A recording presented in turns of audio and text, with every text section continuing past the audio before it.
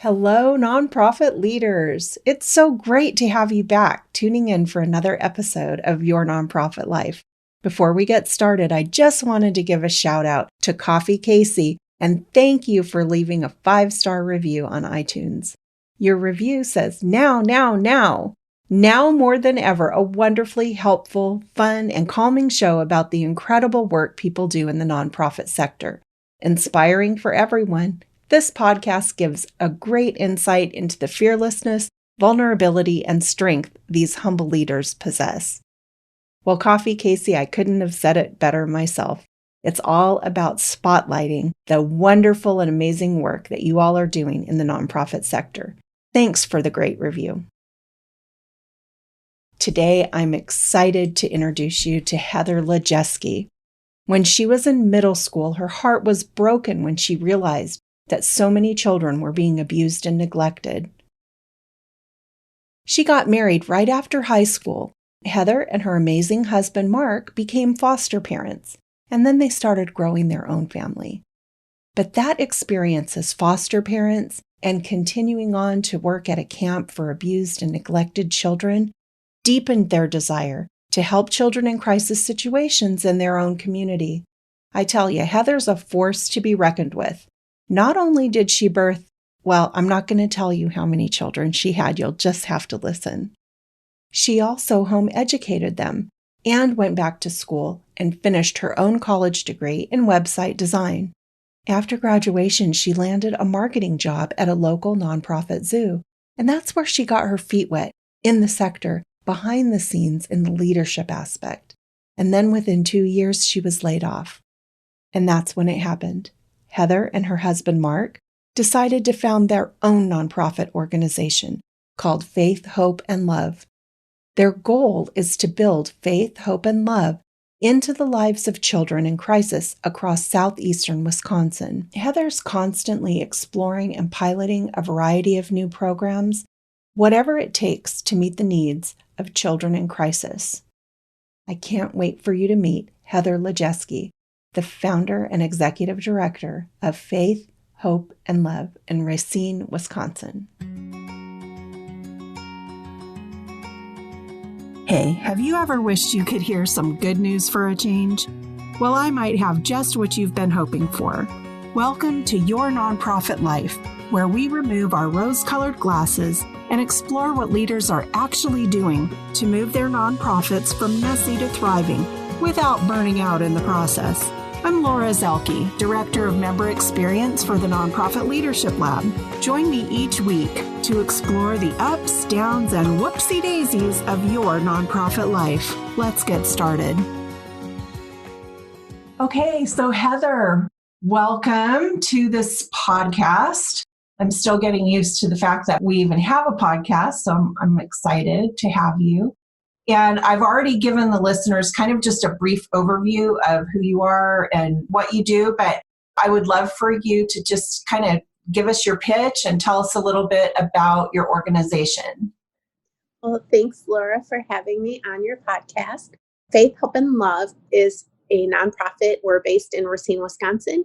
We provide support to children in crisis. We have numerous programs that do that, but the one that we're best known for is our Duffels for Kids program. It's an emergency duffel bag filled with personal care and comfort items for children displaced from their home due to abuse, neglect, or a tragedy.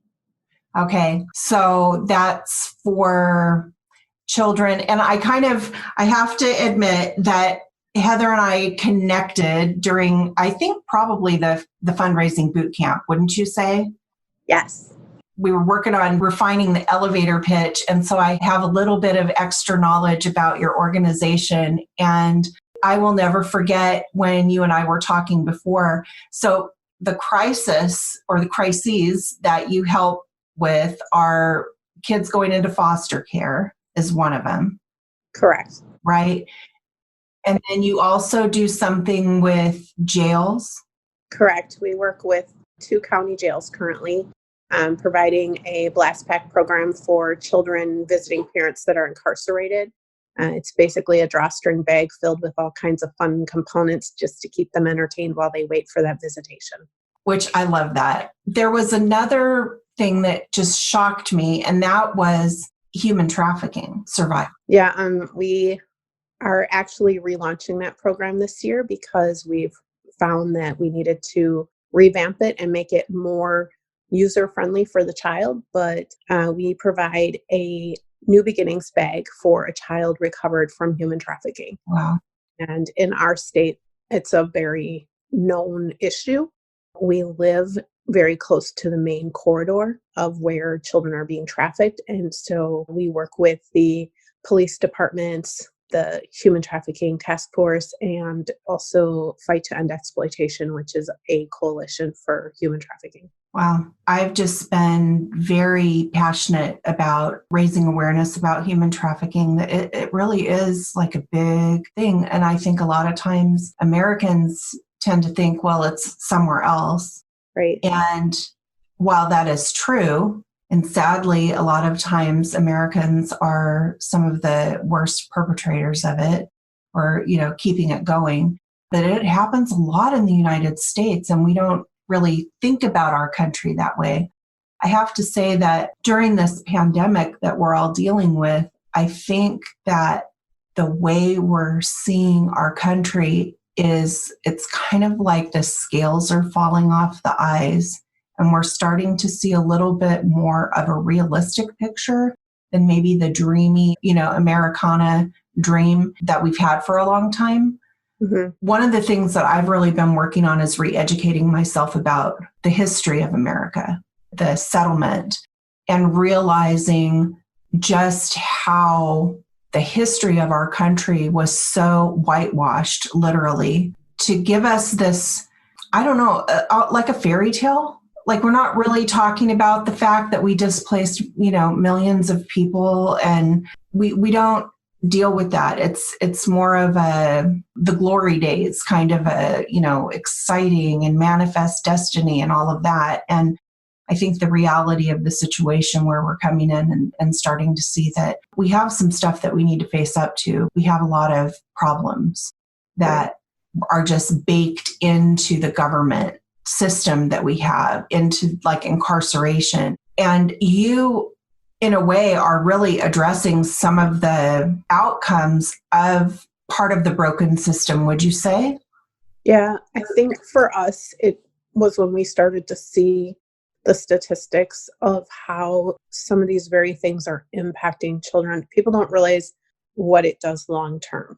I always say, look at a situation with an adult and ask them how they got there, because what you perceive as bad behavior or as a bad outcome, they didn't choose necessarily to end up in that spot. Like, there's things that led up to that. And you have to go back and almost like peel the layers off to find out, how did they get there? Right. They say for every foster child that ages out of the foster care system, from the time they age out for the remaining portion of their life, they will cost the average taxpayer $325,000. And that's just one child. We age out thousands every year in the United States. So how much are we spending because no one wants to deal with the issues now? If we would deal with it now and start putting in place those support systems for the children, I think we would see a much better outcome. And I think we would see costs go down in those areas. Mm. And that's so interesting, because I just didn't even, I don't even think about it as a cost as much as, and I am going to be interviewing one of our other members who does, like, his whole thing is taking care of kids who are aging out or who are even homeless in high school, that they're just couch surfing. The issues that are facing our society are not insurmountable. We can come together as a society collectively and start really addressing these problems. And that's what gives me hope. Organizations like yours, where you're thinking about, what are the children doing at the jail while they're waiting for their visit with their incarcerated parent? Mm-hmm. The fact that you're even thinking about that is incredible to me. And it goes so far in that child's life that they're not, what would they be doing if your organization wasn't there? So basically, they sit in a room that it looks to me like a basement. Like it's the only way I know how to explain it. It's cinder block. There's windows way up high, but they're not low enough that a kid could actually see outside. So there's really no windows for them. They sit on wood benches and there's nothing else to do. Like they just sit there and they wait 45 minutes to an hour. And to me, it's not fun. And then they Right. wonder why their behavior is bad when they get back for the visitation. Well, you've just made them sit on a wood bench with nothing to do for 45 minutes to an hour. And they have just seen the very same uniform that arrested their parent and took them away is who they have just spent 45 minutes to an hour with and have Yeah. had no interaction with that creates a positive relationship. But when they receive our bags, it's that officer handing them the bag. It's that officer pulling out things from that bag with the child and they're sitting and coloring a picture, or they're throwing the ball together, or they're playing with a puzzle together. It changes the trajectory of that relationship. Yeah. And not just for that moment, but Correct. really forever, right? That's Yeah. just a memory, an experience that gets planted in that child's soul. Yep. Yeah. So hard. So let me ask you this, Heather. So, how did you come to be in the nonprofit sector? Is this something that you knew you wanted to do, or how did that transpire for you? Actually, out of high school, I had no intention of doing anything like that. I always thought I would end up in corporate America at some point, but I got married early, Okay. had kids, and after we started our family, we decided to get involved with foster care for 2 years. Okay. We did that for 2 years and I did enjoy it. Like, I don't have a bad experience with it, but because of the size of our family, we just decided we needed more time to spend with our own kids. So we took a time off from foster parenting. And then I started to get involved with volunteering while going to school. And honestly, my degree is in web designing, has absolutely nothing to do with nonprofit at all.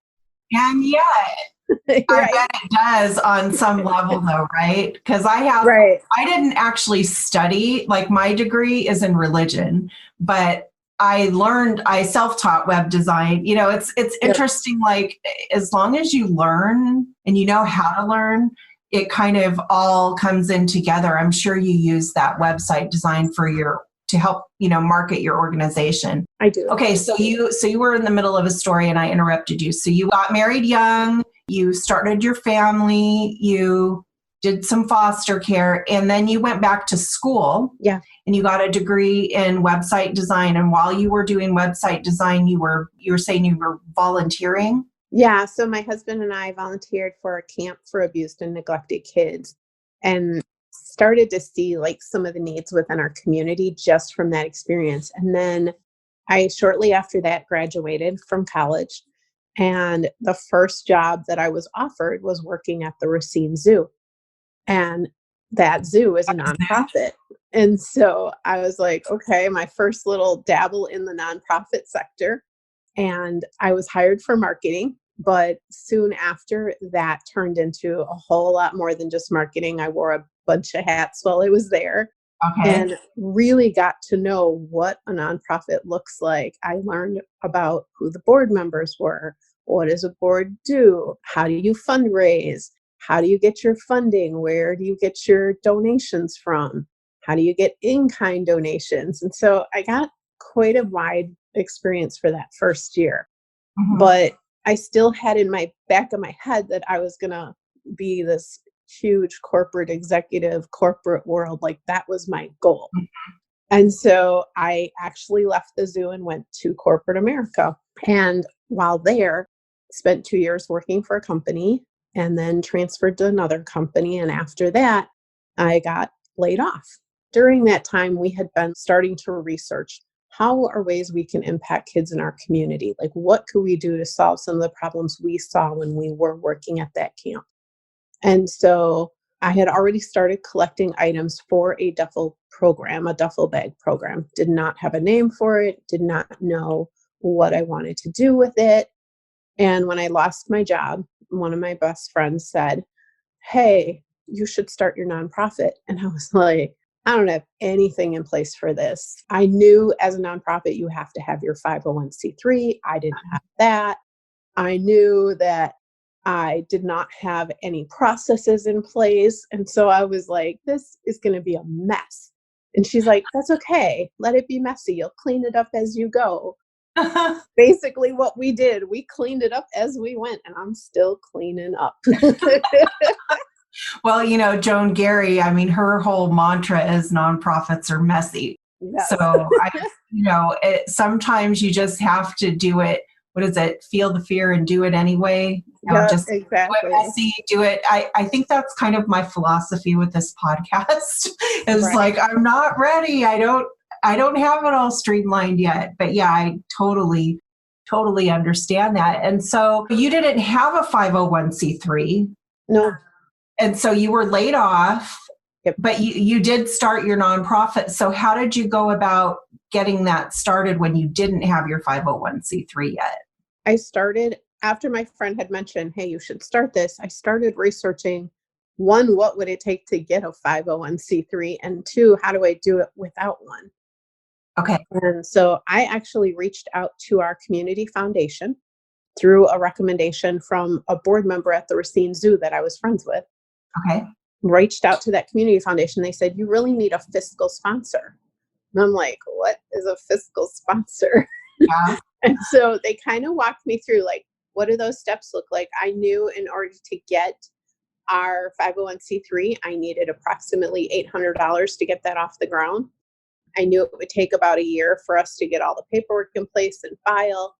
And so I was like, okay, they recommend when you're looking for a fiscal sponsor, find someone in your niche. So our niche being children, I started looking there first, could not find anyone that was willing to be a fiscal sponsor because there is a lot of responsibility behind being a fiscal sponsor. And so I understood the, not wanting to, but still needed that piece. And so I actually reached out to our local church that we were attending and had mentioned to one of the leaders that I wanted to start this and let them know what I needed to do in order to make that happen. And when I did that, they came back with, hey, we could do the fiscal sponsorship. And I was like, okay. And in doing that, they also provided 2 leaders to be our board members. So that filled our board member requirements.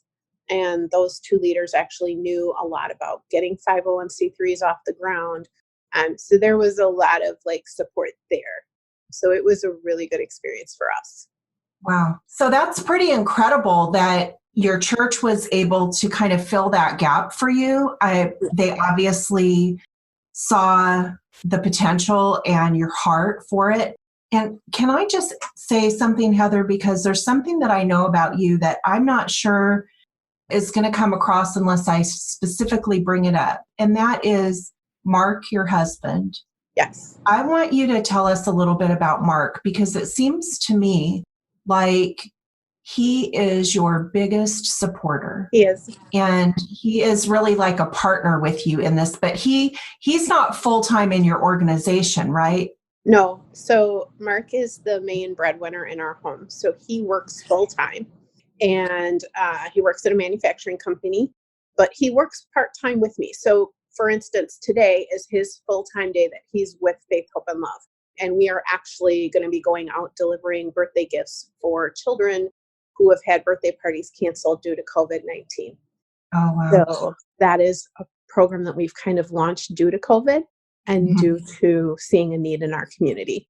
But he is the one who will go out and do a lot of the face-to-face interaction with our sponsors. He's a very much people-oriented person and is really excellent at that.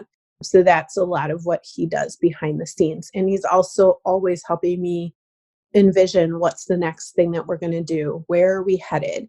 How do we get there? So yeah, he's one of those silent partners, but very much behind the scenes working hard to get us where we need to go. Yeah, I was going to say, I think just from what I know and what I've observed, like on social media, when you share posts and photos like on your Instagram or from your events, it seems like he is your rock. Yep. He kind of keeps you focused. One of the things that I've noticed is in your organization, Faith, Hope, and Love, that it feels like it's a family thing. It's not just you and Mark, but also your kids are involved too, right? On some level. Correct. We have 10 children. Some of them are married. Hold on. I did not know that.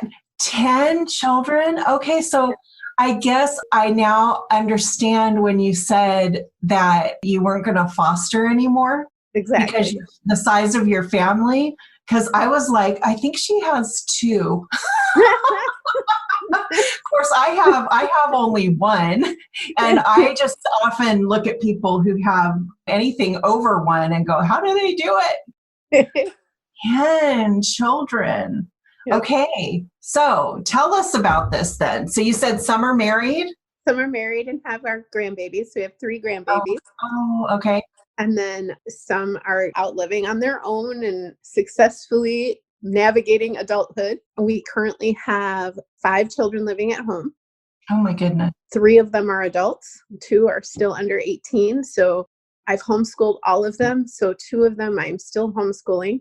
Okay. And we homeschool because it allows us the flexibility that we need to run a nonprofit. So they come with and they'll bring their homework with, or they may do it while I'm at a meeting. Then a lot of times they'll come and they'll volunteer and they'll spend hours, and it's not drudgery for them because I never make them come. It's by choice. I always ask, do you want to come with? And there are times now that they'll be like, no, I don't want to go, but there are other times like this past Christmas, we run Operation Christmas Cheer, and my 2 youngest came and spent hundreds of hours getting this all set up, packing gift bags, packing pajamas, finding the right size, finding the right gift. They helped at the actual event. My older kids came and helped at the event. So my kids will come, they'll volunteer. They'll help with sharing our marketing pieces. They talk to their friends about what we do. They talk to the companies that they work at, looking for sponsors for us. So it's definitely a family affair. Yeah, I would say so. And I have to say, the world is changing right now. I also homeschool. And we're in our last few months, yes, I can see the light at the end of the tunnel, and I don't think it's a train. I'm so excited. Yeah. But I did not go into the homeschooling thing on purpose. I went into it because we just had some circumstances that basically I was like, okay, I can teach 2nd grade. I can do it. And then we moved, and I'm like, okay, well, fine. I can teach 3rd grade too, but and it was just 1 year at a time. And then eventually it's like, okay, fine. The reason that I don't mind us talking about this, because so many people have their kids home now and are adjusting to having the children at home all the time and trying to figure out how to navigate that. It is different than if you were intentionally home educating children, because that you wouldn't have to have them attending online classes all day or certain times. Like you can actually set that up and navigate it your own way. I mean, some people do it online, but not everybody. But just that flexibility of the schedule, being able to take time off when you need to, and also providing that more of an enriched experience with the education by getting them in doing volunteer work and in dealing with people of different ages. And it's a different kind of experience. And I think people are starting to see some value in that. So I hope for those of you who have children at home now or kids back from college, think about ways that you can bring them into the nonprofit work that you're doing, if that's an option. And if it's not, maybe that there's some other volunteer opportunities. And, before we go too much further, Heather, I did want to ask you something that we were talking about before I hit record. And that is, you mentioned earlier that you are delivering birthday presents today to children whose birthday parties have been canceled because of COVID. And you had mentioned something to me about having some pushback from the community about this. So can you talk a little bit about what that's like, where you have this nonprofit where you're basically touching kids' lives who are in crisis or being traumatized on some level. Yep. How are you navigating that right now?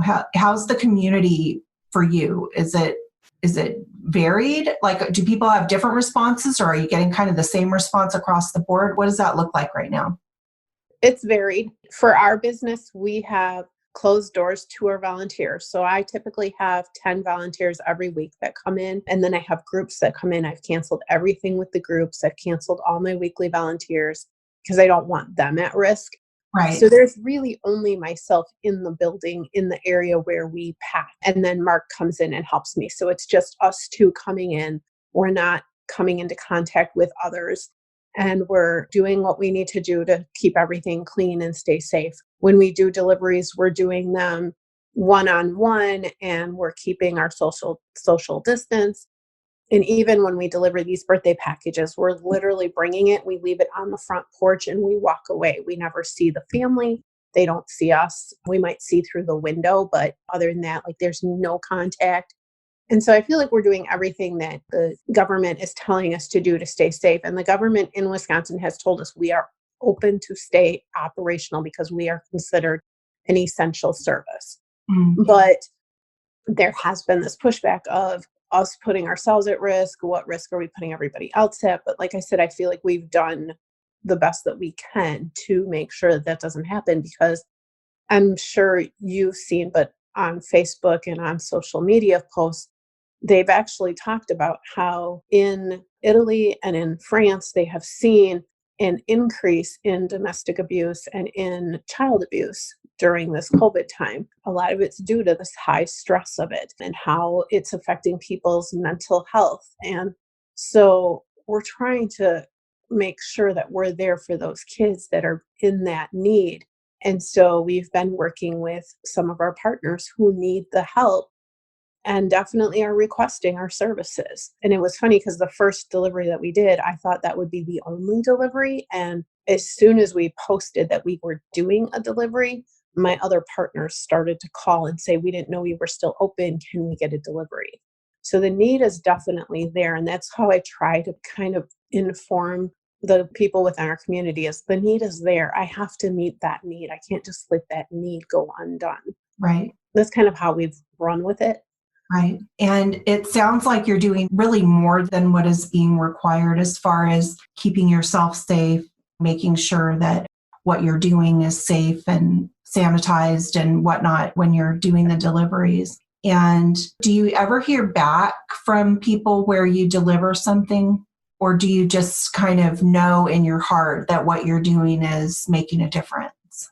Kind of a little of both. We have gotten some social media posts from the actual partners that we work with saying thank you for continuing the deliveries. It's definitely something they need, which has helped because then our donors and the people within our community are seeing those posts. Wow. The ones with the birthday gifts, we've gotten private messages on because we've done all of it private message wise so that the families aren't having their business put out on Facebook. So we've done everything privately with them. So those messages aren't really seen outside of our organization. Yeah. But we have definitely gotten messages back of how it's helped the child through that day to know that somebody took time, put together a gift. We bring cupcakes, we bring birthday plates and napkins and just stuff to make it a fun day, because it's not fun when your plans are completely changed. It's not fun when you're used to celebrating with friends and family and now it's just the family within your home that you're celebrating with. It's not the same. And No, so it's not. you try to make it at least a better day than it would have been. Yeah. Well, and again, what you're providing is more than the physical things that you're giving. I mean, the physical thing is the way that it's the mode of transportation, but what you're really providing is something that's so much bigger than that. Yeah. It's a feeling of being loved and accepted and seen. Yeah. You're helping these children feel seen by people who are not fostering them. You're not their teacher. You're not being paid to see them. You are someone coming in from the outside who sees them. And that has got to be something that impacts their lives. moving forward. And I know, so we've got Easter right now, and then in a few weeks we'll have Mother's Day. And I know, at least it seems to me like you usually do something pretty special on Mother's Day. Are you still kind of heading that direction this year, or what do you? Oh, unfortunately, because of what we typically do for Mother's Day, and I don't know if it's something where we'll try and find a different avenue, but typically what we normally do is our Blast Pack program goes to the county jails for Mother's Day, because that's one of their biggest visitation days. That's the drawstring packs that have the activities and things in them. Correct. Yeah. And because all visitation in the county jail has been stopped, and we anticipate that in Wisconsin, that'll be through the end of April, and it could potentially go into May. We've had to put that on hold. So I'm not sure if it's something that we'll look at doing. Another busy day for them is Father's Day. So it may be that we shift it to Father's Day this year, but that definitely is something that we've had to put on hold for now. Sure. And so let me ask you this. As you're navigating these difficult times, how is your board coming alongside of you? I know you said when you first got started, when you had the fiscal sponsorship, and this has been a while. So real quick, how long have you had your 501c3? We've had our 501c3 for 5 years now. Okay. So like 6 years ago when you got started and you had your fiscal sponsor, you got 2 board members on. And you said that fulfilled the requirement. Correct. So did you continue adding, like how big is your board now? My board right now consists of 4 voting members. And then we have one of the voting members is actually a couple, and they have 1 vote. So it's 2 voices, 1 vote. And so that's our current board size. Okay. And how is your board coming alongside of you right now during this time? And has it always been like that? Yes, it's always been the way it currently is. A lot of it, there's not a lot that they've been able to help with at this point. We're all trying to figure out where do we go from here, because we had to cancel 2 fundraising events. We're facing having to cancel a 3rd one. Oh, wow. That 3rd one is our biggest fundraiser of the year. I'm hedging whether we cancel because it's far enough out, but we're starting to hear through the nonprofit sector that fundraising events probably will cancel through the end of the year. And if that's the case, I don't know how to quite navigate that. So we're looking at virtual fundraising events. We're looking at completely different ideas that we've never done. Like I've never done an annual appeal. So we're looking at that. So we will be having a discussion as a board. Where do we go from here? But the first step is Mark and I have to figure out what's our next step. And so him and I are meeting this weekend, and we're going to kind of dig through and be like, all right, here's what we have for info. Here's where we need to go. How do we get there? So what does that feel like to say, okay, I'm having a meeting with my husband to figure out what we're going to do? Like, do you actually go well, I guess you can't really go anywhere these days. Like, okay, we're going to go to the living room and we're going to have a meeting. Do you do it kind of intentional where you block out time specifically, or is it just kind of casual? How do you do that? So we had a business coach that was donated to us for 2 years, and she actually set us up with this. Every Saturday morning, we have a business meeting. And so it's very intentional. We each put our list together of what do we need to get through. And normally we would go to a restaurant, order breakfast, and plow through our to-do on that day. So now we actually have continued sort of, we go to the same restaurant, order our breakfast, and take it home. Okay. And sit at the dining room table and plow through that list. And a lot of this information that you and I are discussing, we literally just got in the last 24 hours. So him and I are literally going, okay, we have all this info. Now what do we do with it? So that's going to be our Saturday meeting this week. Oh, goodness. I can really just imagine. I'm living it on a different plane, but kind of the same journey with you on the nonprofit. Like every 24 hours, there's something new or some change, or we're trying to find experts to bring in and help people figure out what kind of financial aid are they going to be able to qualify for? And it's just really requiring a lot of nimbleness.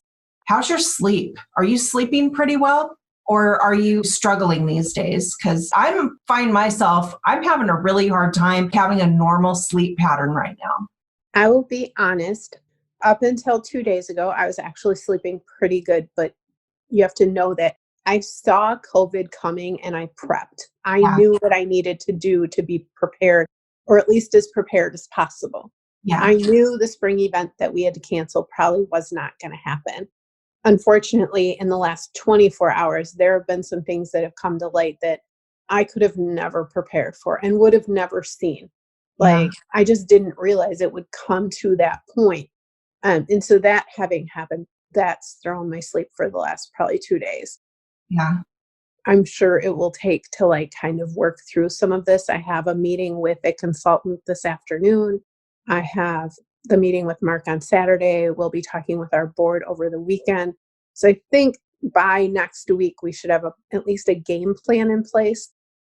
Granted, best laid plans don't always work. So you make as many optional plans as possible, but I think at least it will help with my sleep at that point. I just think that as this thing rolls out, we just have to be really paying attention. And it's okay to have sleepless nights. Yeah. It's just you don't want to have sleepless nights for weeks at a time. Right. You know, it's okay to have a couple nights or 3 or 4 nights where you just are trying to figure it all out. And what I really love about what you shared, Heather, is that you're not just trying to do it all on your own. You're reaching out to a consultant to say, help us think through this. You're in the lab, you ask questions when you need to find information, that you're not just trying to, you and Google be the team and figure it all out that way, but that and this is inspiring. And I hope that people are listening, that it's okay to get a coach. It's okay to reach out to a consultant, because that's what keeps you going. Right. What kills it is if you just keep trying to do it all on your own and you're just reaching out to your friends or family and not really getting the professional coaching and services that are available to nonprofit leaders. That is something that is definitely there. It's accessible and it's not expensive to do that, but it's there to serve you so that you can keep doing your job. Right. So, yeah. Can I just add, as far as the lab goes, I literally had kind of stepped away from the lab for probably at least 3 to 4 months. And I know you noticed. And a lot of it was, I felt so discouraged and also like afraid of what people would think, because I knew where I was at. And I always forget that Joan always says, nonprofits are messy. And you have to remember that they're messy and it's never perfect. And as much as you may think that yours is a hot mess, I guarantee you there's others that are in the same boat. And as soon as I jumped back into the lab, that's when I realized, oh, I'm not the only one going through this. I'm not the only one who's been around this. I felt bad because we had to deal with something that we dealt with 2 years ago in the lab. And I thought I was past it. I was like, I dealt with this. This should be done. I should not have to go back through this again. And yet I'm facing it all over again. And I felt so bad because I was like, what did I not take away from the lab that I should have? And I didn't want to tell anybody in the lab that I'm back at square one again. Now it's like, okay, it's okay to be back at square one. It's okay to have to redo this. Yeah. And you're not at square one. I just have to say, it feels like it, but you're never back there because you have the knowledge and experience of what you went through before, whatever that challenge is. I think sometimes we just want everything, okay, so I've learned my lesson and I'm not going to have to go through that again. And it's like, yeah, surprise. Right. But the second time you go through it, it's a little bit different because you're coming at it with more experience. And I get it, but I don't want you to ever, or anybody ever, to feel bad about sharing stuff like this, because you're exactly right. You're not the only one to be dealing with this. And it's highly likely that you're not the only one at that moment in time dealing with the same thing. Right. Because we're working with humans. Yep. And when you work with humans, some things, they kind of repeat, Right. and we just get better at dealing with it. You know what I Yep. mean? Yep. I think the idea of the perfect nonprofit is a myth, Right. and there is no such thing. It's about, and I guess in a way, that's why I chose the name of the podcast to be Your Nonprofit Life, because it is a lifestyle. It's a mindset. It's kind of a way you go through life. And you are going to have challenges, but you're just also running a nonprofit at the same time. It's a different way of going through life where you're always looking to serve others. And it's a journey. It's not just a journey that you're helping other people, but the journey is also your own personal development, becoming the best person you can be. And I've personally seen a transformation in you physically over the last year or so. And I don't know if you want to talk about that at all or just Yeah, even mention it, but you kind of have a pretty big thing you've been working on. I have about a year ago. Actually, it's a year ago today. Is it really? So funny. Yeah. Oh, wow. I knew back in December of 2018 that I was starting to see my weight affect my physical abilities to do things. And I knew where I wanted to take nonprofit that we were running. And I knew in order to do that, I needed to make some changes health wise, because otherwise one, wasn't going to be able to physically do what I needed to do, but two, I literally was going to dig myself into a grave. So I started meeting with a fitness coach April 2nd, actually, of last year. We started working through the ketogenic lifestyle. I know it's not for everybody, but for me, it's working. And we also worked on what my workouts would look like, which was really hard for me. Anyone who knows running a nonprofit is a 24/7 job. It doesn't shut down. It's not 9 to 5. So trying to fit all of that into my schedule and trying to make sure I eat properly, because I know you can relate. A lot of times you're grabbing and running. Yep. So it's not sit down meals all the time. And meals aren't always the ideal meal either, because a lot of times it's a meal that somebody else decided on. And so you're trying to make it fit. The coach that I have has been amazing and has helped me to navigate that. And so in the last year, I've lost 70 pounds. Yay. So exciting. Yeah. Do you feel like it's been a transformation, not just physically, though? It's also been internal? Yeah, I've seen a lot of change in I don't give up so easily on myself. I fight for the things that I know I need. I fight for my times to go work out, to the point I probably annoy my husband sometimes. I will literally tell him and my kids, I am going at this time. I don't care what's going on. I don't care who needs what. I'm leaving. Right. And they've been really great about it. They've been super helpful. All my kids and my husband have been behind me on it. My husband actually does ketogenics with me now, and my kids have been super supportive. Anytime we go out to eat or anytime that we're making a family meal, they're like, Mom, what can we do to make it so you can eat with us? And Oh, so they're all super supportive.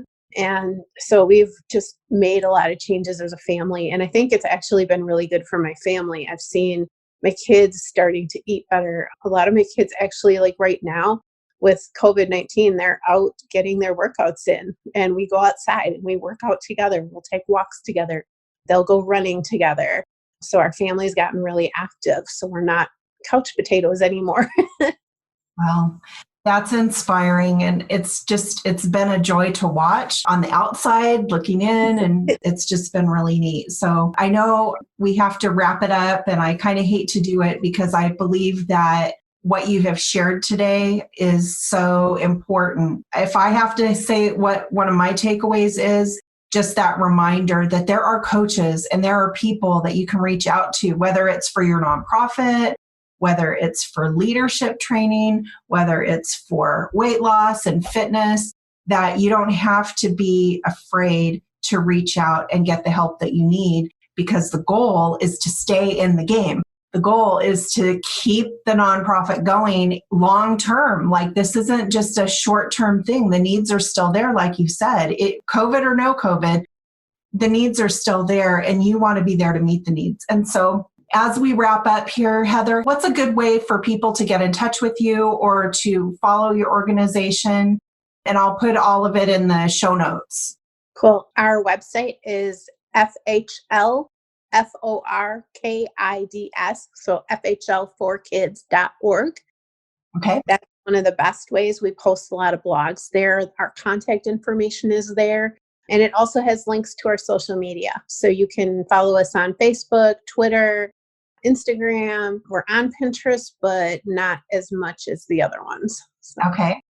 Great. And I just want to thank you for coming on today. And so we're recording on April 2nd, and it's your 1-year anniversary of working with your fitness coach. That's really cool.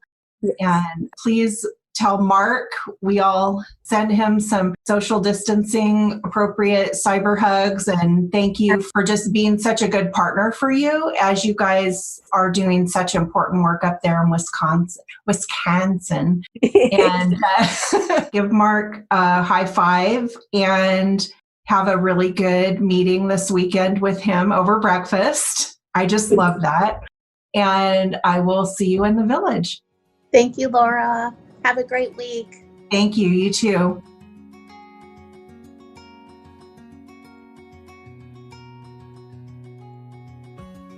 Thanks for listening. To access the show notes or share feedback on this podcast and link over to our socials, visit our website at yournonprofitlife.com. That's yournonprofitlife.com. And hey, if you've enjoyed listening to this podcast, you're going to love The Village. It's our exclusive online community where we take what we're learning in the Nonprofit Leadership Lab and apply it. We take it to the next level with live Q&As, boot camps, online book clubs, and legit support from experts committed to helping you extend your nonprofit life. By the way, since we're just getting started, it would mean the world to us if you'd subscribe to the podcast and leave a great review on iTunes. The reviews will help us get the podcast in front of more people as we try to take the whole sector from messy to thriving. See you next time.